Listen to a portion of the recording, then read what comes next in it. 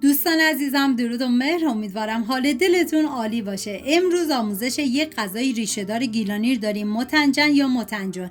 یکی از 16 مدل فسنجون گیلانه که قدیمی‌ها برای مراسم‌های عروسی از این نوع فسنجون استفاده می‌کردن. بریم با هم دیگه طرز تهیه‌شو ببینیم.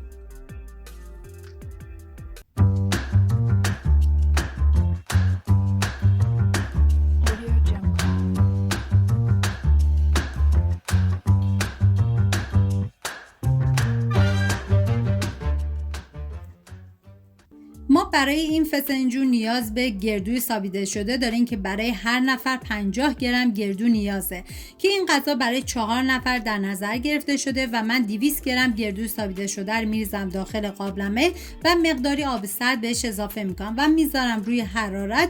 بعد از 5 دقیقه 2 قاشق غذاخوری رب انار ترش رو بهش اضافه میکنم و هم میزنم و ببینید این غذا داخلش پیاز نداره، اصلا نریزید و اصولا فسنجونای گیلانی بدون پیاز هستش.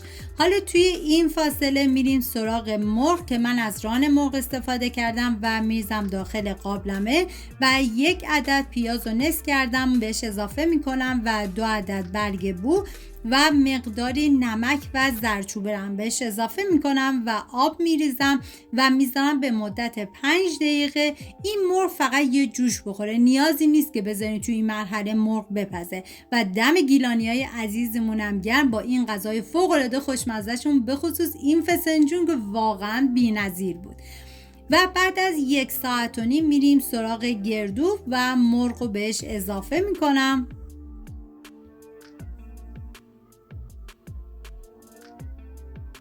واقعا تنوع فسنجون در گیلان خیلی زیاده، ولی این نوع فسنجونشون واقعا خاص بود و بهتون پیشنهاد میکنم که دست به کار بشین.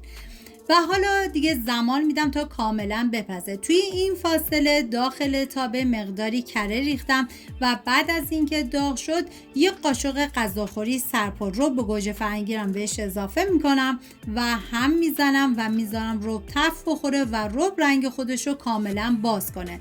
ببینید این فسنجون طعم ترشی داره و اگر دوست نداشتین میتونید مثل من توی این مرحله بهش یا شکر یا رب انار شیرین رو اضافه کنید که من رب انار شیرین رو به رب گوجه فرنگی اضافه میکنم و هم میزنم و میذارم یه تفت خیلی مختصری بخوره. واقعا جای تک تک شما دوستان عزیز خالی. نمیدونم از خوشمزگی این غذا بگم یا از عطر و طعمش.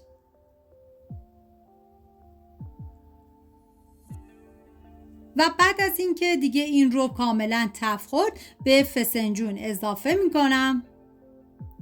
ببینید تقریبا زمان پخت این فسنجون 2 ساعت و نیم تا 3 ساعت هستش و حالا رو میریزم داخل قابلمه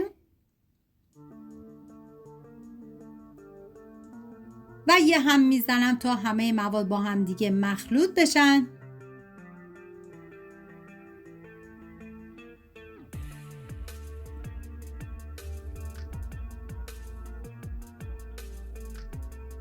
و حالا داخل همون تابه مقداری قیسی که من از تقریبا 10 تا 12 تا قیسی استفاده کردم یه هم میزنم و 100 گرم کشمش پلویی که من قیسی و کشمشو از نیم ساعت قبل خیس کردم و بعد از اون میریزم داخل تابه و یه هم میزنم و میذارم یه تفت خیلی مختصری بخورم. ببینید مقدار کشمش پلویی و قیسی دیگه کاملا دست خودتونه. اگه دوست داشتین میتونین از مقدار بیشتری هم استفاده بکنید. و بعد از اینکه تف خورد حالا کشمش پلویی و قیسی رو به فسنجون اضافه میکنم که اینو باید در نظر بگیرید که قیسی و کشمش رو باید نیم ساعت آخر به فسنجون اضافه کنید.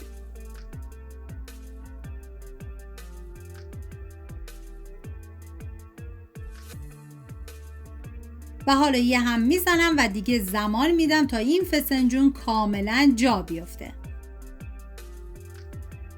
امیدوارم این فسنجون گیلانی رو درست کنید و از طعم بی‌نظیرش لذت ببرید. یادتون نره کانال رو سابسکرایب کنید تا دستورای خوشمزه بعدی رو از دست ندید. سپاس از همراهی همیشگیتون. تا یه خوشمزه دیگر، بدرود.